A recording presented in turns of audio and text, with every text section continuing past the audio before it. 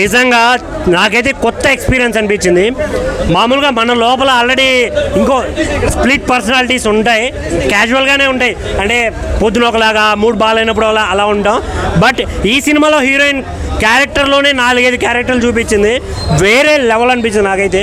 తను ఒక్కొక్కసారి నభా నటేష్ అంటే చాలామందికి క్యూట్నెస్ గుర్తొస్తుంది. ఇందులో తనలో ఉన్న క్యూట్నెస్ని, చైల్డిష్నెస్ని, ఇలాంటి రౌడీజాన్ని అన్నీ ఒకే క్యారెక్టర్లో వితిన్ సెకండ్స్లో చేంజ్ ఓవర్ చేసి చేయడం అనేది వేరే లెవెల్ నిజంగా. ఇందులో ప్రియదర్శి అన్న యాక్టింగ్ ఉంది. అంటే తన బలగం సినిమాకు ముందు చాలా సినిమాలు ఉన్నా కూడా ఈ సినిమా స్పెషల్ అని చెప్పాలి ఆయనకి. ఆయన యాక్టింగ్ కానీ ఆయన ఎక్స్ప్రెషన్స్ కానీ చాలా అంటే చాలా బాగా అనిపించింది నాకు.